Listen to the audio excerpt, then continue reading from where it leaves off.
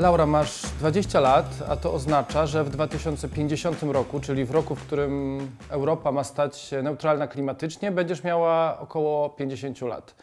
To oznacza, że następne 30 lat Twojego życia to będzie czas wyrzeczeń, decyzji trudnych, konsumenckich, życiowych. Czy Ty i Twoje pokolenie jesteście na to gotowi?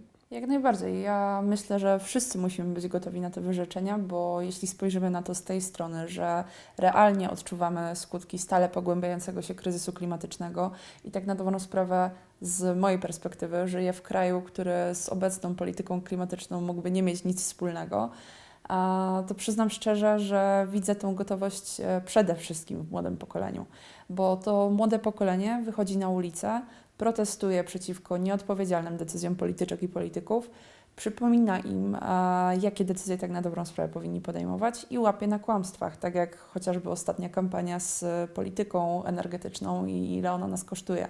Natomiast jeżeli spojrzymy na to z tej strony, że przez lata poprzednie pokolenia, można powiedzieć, zaniedbywały po prostu politykę klimatyczną, ale też dbanie o środowisko, to kto jak nie młodzi. Jeżeli spojrzymy na statystyki chociażby dotyczące tego, ile młodych osób jest na diecie roślinnej, czy to wegetariańskiej, czy wegańskiej, to już jest zmiana. Nie zgadzamy się po prostu na to, żeby hodowle przemysłowe wpływały aż tak bardzo na emisję gazów do atmosfery, co też pogłębia kryzys klimatyczny.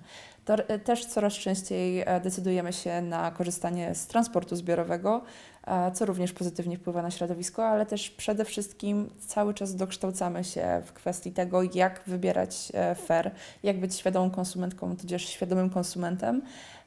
I po prostu wydaje mi się, że nawet jeżeli te decyzje na początku nie przekonują wszystkich i nawet teraz to, co wydaje nam się dzisiaj abstrakcyjne i wydaje nam się, że nie jesteśmy na to gotowi, jest dla nas odległe, to jednak z upływem kolejnych miesięcy i też niestety, ale z coraz dotkliwszym odczuwaniem skutków tego, co się dzieje, będziemy te decyzje podejmować.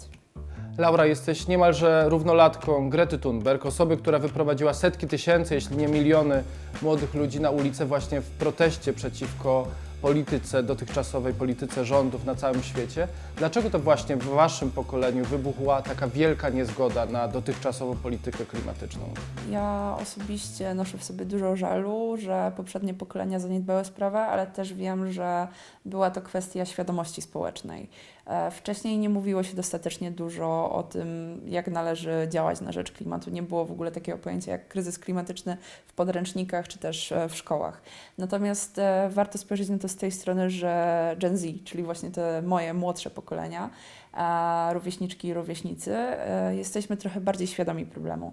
I widać to właśnie, gdy wychodzimy na ulicę, gdy po prostu zadajemy polityczkom i politykom, spotykając ich podczas różnych wydarzeń, coraz dociekliwsze pytania, gdy moje koleżanki jadą jako alternatywna delegacja na szczyt klimatyczny do Glasgow, bo zdają sobie sprawę z powagi problemu.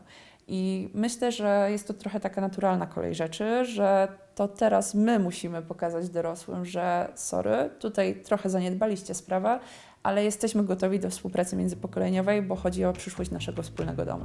Co według Ciebie jest ważniejsze w osiągnięciu tego sukcesu, jakim jest dojście do neutralności klimatycznej?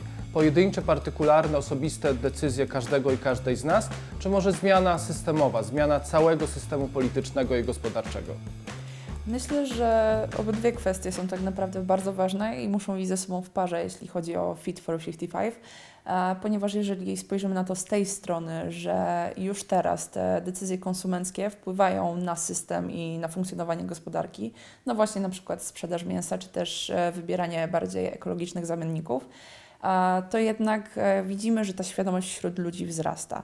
No ale zmiany systemowe są przede wszystkim tymi najważniejszymi zmianami, ponieważ właśnie o to ciśniemy polityczki i polityków na protestach podczas różnych wydarzeń, kiedy na przykład jeździliśmy na wiece polityczne i zadawaliśmy te bardzo niewygodne pytania, ponieważ wiemy, że to właśnie system będzie przekonywał tych nieprzekonanych i te nieprzekonane.